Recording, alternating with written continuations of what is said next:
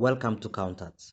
In this lesson, we're going to be looking at how to calculate or how to do the cash flow statement using the direct method. In our other lesson, we did the cash flow statement, but we used the indirect method. So we looked at this very same question. Okay, so I hope you'll follow along as we go through it. On the left hand side, we have the statement of financial position or the balance sheet. We have 2017 and 2018. So it's the exact same question we had when we completed the cash flow statement using the indirect method. So we have 2017 and we have 2018. And what I have done for the sake of time is to calculate the changes between 2018, 2017 and 2018 so that we don't have to calculate the changes or the increase or decrease from 2017 to 2018. And then on here in the middle, we have the income statement or the statement of comprehensive income. And you can see here it's a short income statement. And then if I scroll down here, you should be able to see, okay, sorry for that. Let me go back up. If I go down here, you should be able to see additional information, which you'll usually get when you have to complete the cash flow statement. Okay, so we'll have to look at the financial statements in conjunction with the additional information that we are given. And then here on our far right, we are given the solution, or I have done the solution for the cash flow statement. I have not put the amounts yet, but what I have done is that I have put all the narratives that we need, all the descriptions that we need for the figures. So the reason I was able to complete this is because I've gone through the additional information, I've gone through the financial statements, and I've seen what is relevant in our cash flow statement. Obviously, for your question, you'll have to go through every item to see what is a cash item and what is a non-cash item for you to complete this one here. So I've done this for the sake of time, so you'll follow along as we complete each and every one of the three sections of the cash flow statement. Cash flow from operating activities, that's the first section. Cash flow from investing activities, and cash flows from financing activities. Okay, so what is the difference between the direct method and the indirect method? Briefly, all I'll say is that the difference is on how you compute the cash flow from operating activities. Cash flow from investing activities and cash flow from financing activities stay exactly the same. So if you go through this lesson and then you check out the other lesson where we did it using the indirect method, or if you've already seen that one, you will realize that the only difference is on the cash flows from operating activities. But the answers for all the three sections, operating, investing, and financing activities, will always be the same, and it should be the same. Okay, they should not be different. So you should check that lesson out if you want to know how to do it both ways, or if you want to compare the two. So what is a cash flow statement? Why do we do a cash flow statement? Well, we do a cash flow statement, we want to see the movements in cash during a specific period, and in this case it's for 1 year. Okay, and it's usually for a year. So you want to see what the movement in cash was. You have an opening balance and a closing balance of your bank account. You want to see how did it go from our opening balance to our closing balance. Okay, so we want to see what the movement in cash is in this regard. And for that reason, we only consider cash items. We do not look at non-cash items. And that's what we explained when we did the cash flow statement using the indirect method. All the cash outflows during the period and all the cash inflows during the period. That is our concern. So let's go ahead and begin with this one here. Now, like I mentioned in the other one, I always like to begin by looking at what the bank account says, okay? What the opening balance of the bank account is and what the closing balance of the bank account is, okay? We were asked to do the cash flow statement, and we know it's for 2018 because that is the year, that is the current year, okay? We have for the previous year, which is 2017. So if you go to your assets section of your balance sheet or the statement of financial position, under current assets, you'll see bank, and you can see for the current year, which is 2018, we have 44,000 Rand, and for the previous year, we have 22,000 Rand, okay? So the previous year's balance of 22,000 Rand is the opening balance for this year. Okay, so what I always like to do, and I always tell students, you can do this, some wait until the end, but sometimes you may not be able to complete your question, or it may not balance because you have made a mistake somewhere and you will then leave it out. Some students do that, but I say go and do this one first because you'll already earn some part marks. Okay, so if you go to the bottom here, you'll see net change in cash and cash equivalents. That's where we total up the three sections after we've completed it. And then we have cash and cash equivalents at the beginning of the year, which is the bank balance at the end of the previous year. So this is 2017 over here, this middle column. We have 22,000 Rand at the end of 2017, which is the same as the beginning of 2018. Okay, so we're going to put 22,000 Rand as cash and cash equivalent at the beginning of the year. So I'm going to put there 22,000. Okay, so I always do that first. And then I go to 2018, we have a closing balance of 44,000 rand. So cash and cash equivalents at the end of the year is 44,000 rand.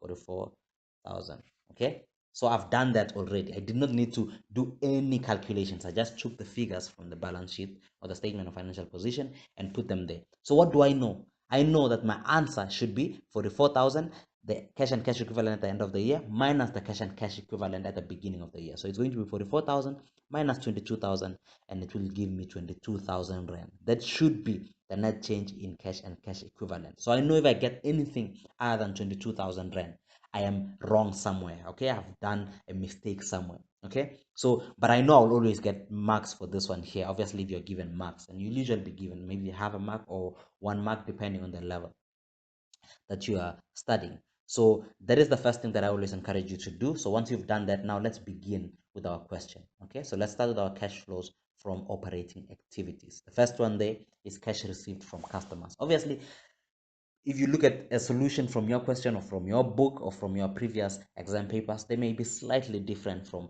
how they name it or how the terminologies are put down, but it's exactly the same thing. You'll arrive at the same answer. So cash received from customers. How do we compute our cash received from customers?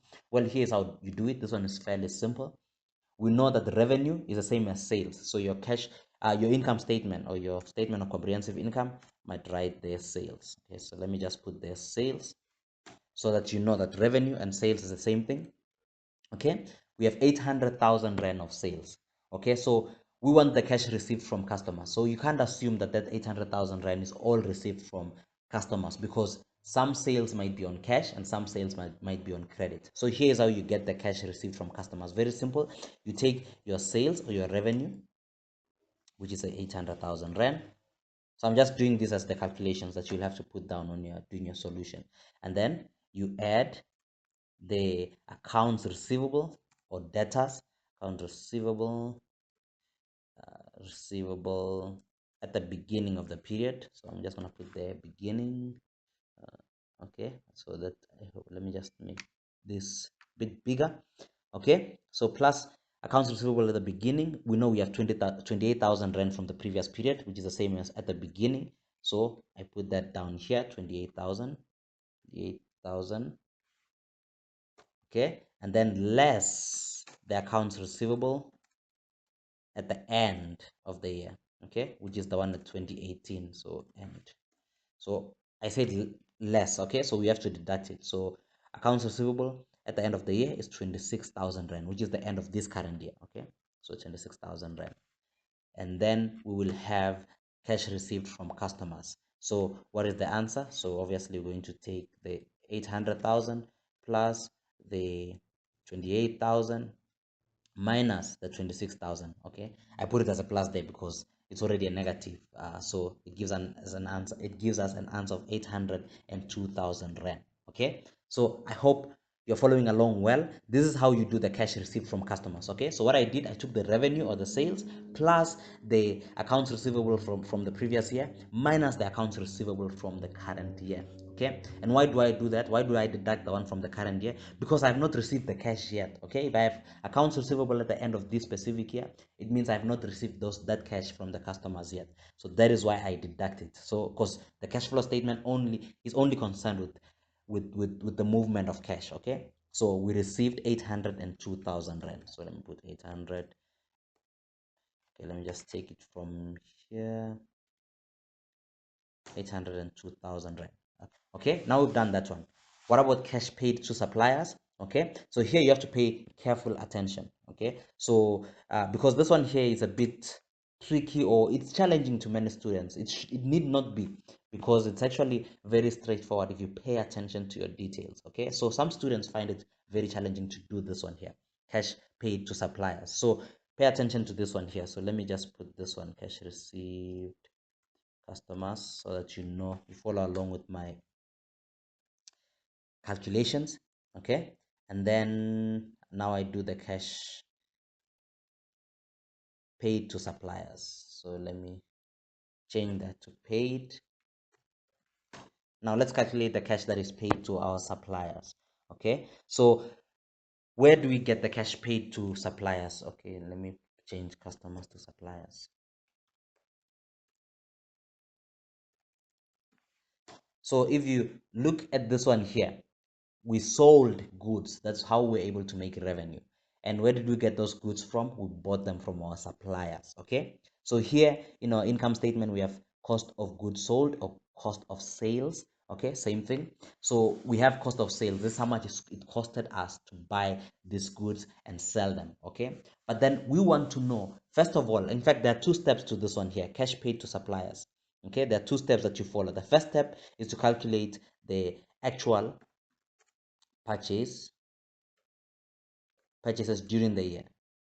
Okay, so that's the first step, and that's where the students usually go wrong. That's where students usually go wrong and make mistakes. So let's do the first step here, is to get the actual purchase during the year. And how do we do that? How do we get that? Well, here's how you do it. Okay, so pay attention to how we will do this one here. The first thing that you do is that you take your cost of goods sold. Okay, cost of goods sold, and we are given there, right, in the income statement or statement of comprehensive income. There we go, 475,000 rand. And then the second thing that we do, we add inventory at end of the year. Okay, end of this specific year. So inventory at the end of 2018. So we go to our balance sheet or the statement of financial position, go to the inventory section, you see it's 60,000 rand. So you put 60,000 rand over there. What are we trying to calculate here? We are trying to get the number of or the amount of inventory that we bought during this specific year. Okay, the rand amount of the inventory that we bought during this year. Okay, so we have 60,000 rand for we add the inventory 60,000 rand at the end of the year, and then we deduct less inventory at beginning of the year. Okay, we deduct the inventory at the beginning of the year. So we go to our balance sheet under inventories. You can see we didn't have inventory at the beginning of the year. Okay, because as at the end of 2017 there was no inventory. So there was no inventory at the beginning of the year when we began the year 2018. So we put that as 0. Okay, and then we just total up the three. So you take 475 plus 60,000 minus the 0 that we have there, and it should give you 535,000 rand. Now we have the actual purchases during the year. Okay, so that is the actual purchase during the year. Okay, now we know how much we spend our money on to buy the inventory. Now we can continue with step 2. Okay, so that was the first step. Get the actual purchases during the year. How much did you actually pay your cash to buy? Because remember, you can buy inventory, but you may not pay cash, right? You may buy it on credit. And that is where the second step comes in. Go to your balance sheet, the current assets, sorry, the current liabilities section, and you'll see here we have accounts payable. So you will take your purchases that you just calculated, and then you add the accounts payable at the beginning of the year. So accounts payable beginning. So I'm just gonna write that, yeah, I'm gonna write that in short, and we have 30,000 rand. You can see here 30,000, which is at the beginning of the year because it's the end of 2017. So add 30,000, and then we less accounts payable at the end of the year. Okay, so which is 33,000. So less 33,000. Okay, there we have it. And then what is the answer? We just total the three together. So we take 535 plus 30,000 minus 33,000. Okay, I put it as a plus because it's already a negative. That's how Excel works. So you just take as I have mentioned it, and there you will have your cash paid to suppliers. Okay, so that's how you calculate our cash paid to suppliers. So let me put that in bold, and let me put the equal sign so that you can see it carefully. Okay, and there we have it. The cash paid to suppliers 532,000 rand. So we're just going to take that amount and put it under cash paid to suppliers 532,000 rand, and we have cash paid to suppliers. Now if you see your solution, or you'll see others will do it a bit differently, where they will take cash paid to suppliers and employees, they put it as one. Okay, I like to separate them so that it simplifies my calculation. I know what to do for cash paid to suppliers, and I know what to do for cash paid to employees. Okay, so you can see that it might be different from your solution or from other books that you see or other solutions that you see, but it's exactly the same thing. You should arrive at the same answer. Now let's do cash paid to employees. We know that we'll find something in our income statement. You can see here, we don't have specifically written cash paid to employees or salaries. We have here operating expenses, okay? So we have operating expenses, and then we can see in our liabilities, in our current liabilities, you usually have the salaries or wages. That means you have not paid it yet. You still owe them, but we have nothing here. In our current liabilities, we only have accounts payable. So let's go to additional information. We are told here that operating expenses include depreciation expense of 34,000 Rand. And we know that depreciation expense is a non-cash item, okay? It's a non-cash item. So we have to take it out from our operating expenses, and amortization of prepaid expenses of 2,000 Rand, okay? So let's go to our prepaid expenses. It's under current assets. We had 6,200 at the beginning of the year, and we have 4,200 at the end of the year. So amortization, meaning we've already incurred that expense. That's what they mean. And I hope you know what prepaid expense is. If you do not know it, we have a separate lesson where we quickly explained what it is and showed you examples on that. You'll find the link in the description below. But what we're basically doing here, we're removing the 34,000 Rand, and we are removing the 2,000 Rand, because this 34,000 Rand depreciation is a non-cash item, and the 2,000 Rand amortization of prepaid expenses, meaning we have incurred the expense, so we put it under expenses, is a non-cash item. Why? Because the prepaid expense, which we paid in the previous period, we didn't pay it this year. So we'll take the rest of the expenses, okay? So we'll take the rest of the expenses under operating expenses to be the cash paid to employees. Okay, I hope that has made sense so far. So let me just fix this one into 2000, which we had initially calculated it. So I'm going to take this down. I'm going to delete this ones here that we just calculated.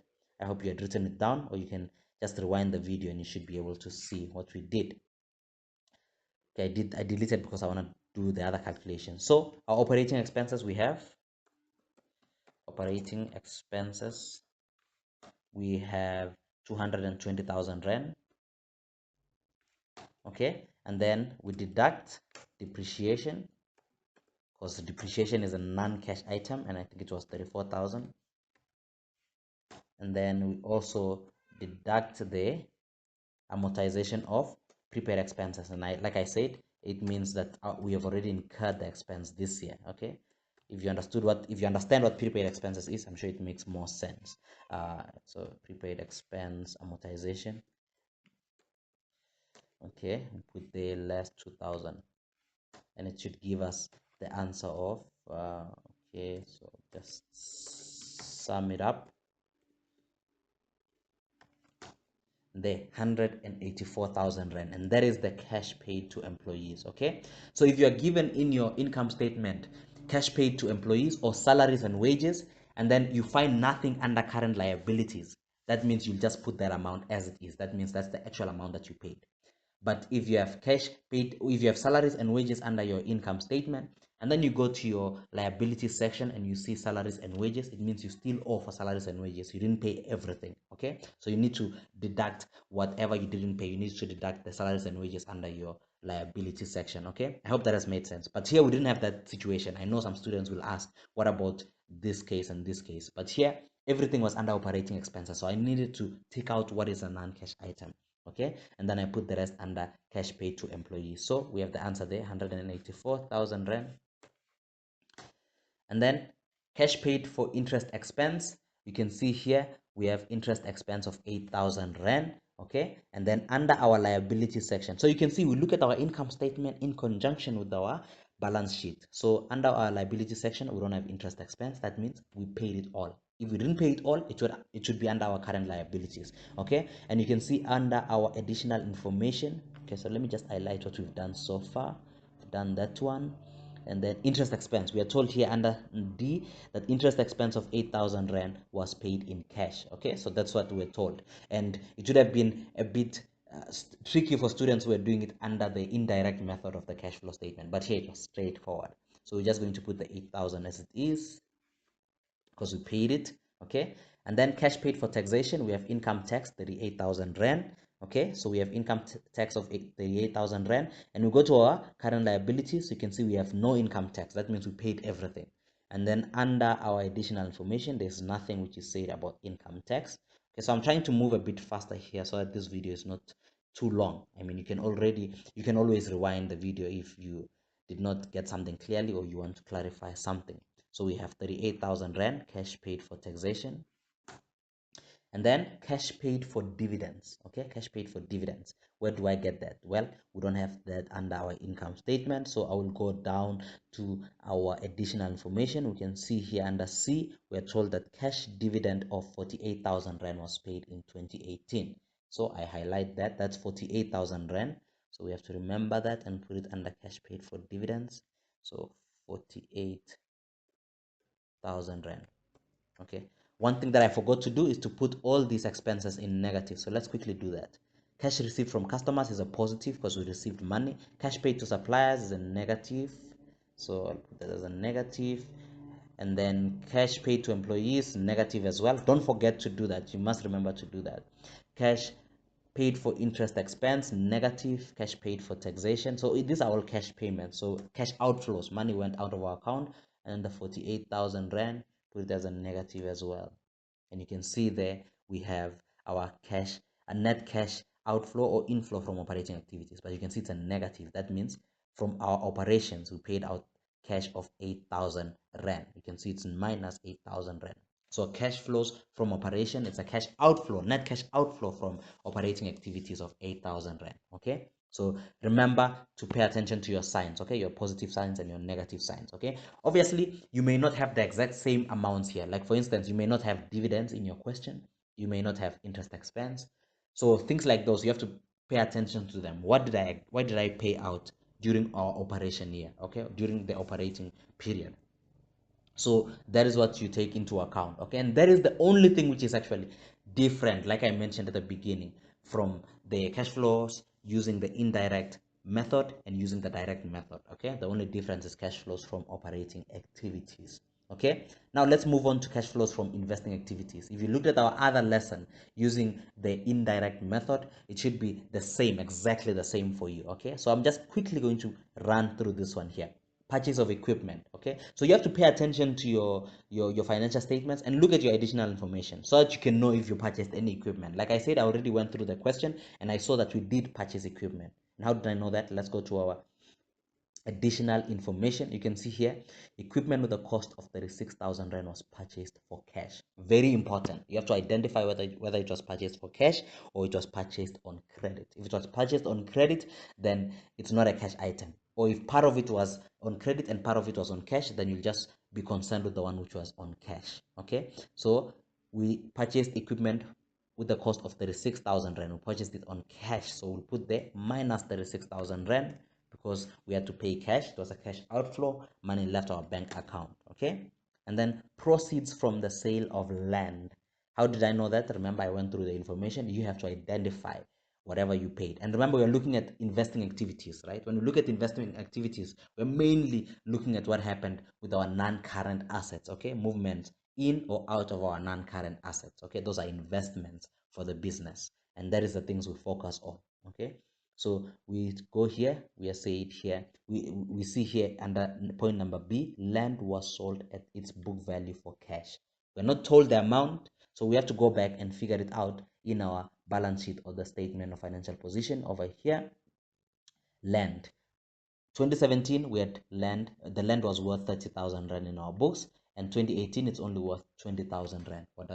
It's only worth 10,000 Rand. What does it mean? It means we sold the rest. That's why the land has got a lower value this year. Remember, land doesn't lose value over time. There's no depreciation, so we can't say it's due to depreciation. So 30,000 Rand to 10,000 Rand. That means we sold the land worth 20,000 Rand. Okay, because last year it was 30, this year it's 10. So 30 minus 10 is 20,000 Rand. And you can see here under net change, I did it already. So I go to proceeds from sale of land. Remember, we sold it for cash. So I put 20,000 Rand as a positive because it's proceeds. We received the cash. And then the next thing we have here is proceeds from sale of equipment. How do I know we sold equipment? Because I went here to additional information.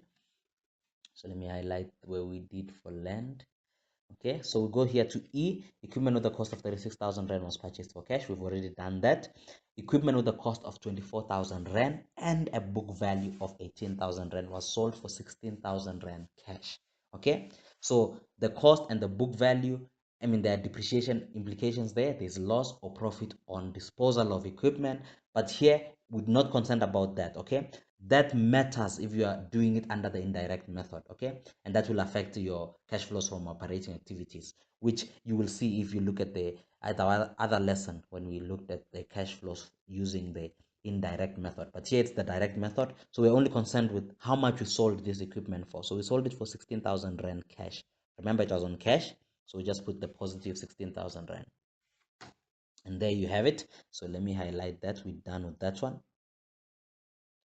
And we've just completed the cash flows from investing activities. Very straightforward and simple. You just pay attention to the details, and you pay attention to whether you sold it for cash or bought it for cash or on credit, or partly on credit and partly on cash. So you'll just focus on the one on cash. Okay, and you can see here we have minus 36,000 plus 20,000 and plus 16,000, and you can see they cancel each other out because minus 36,000 plus 20,000 plus 16,000 gives you 0. Okay, so that is the net cash flows from investing activities. We have 0 there.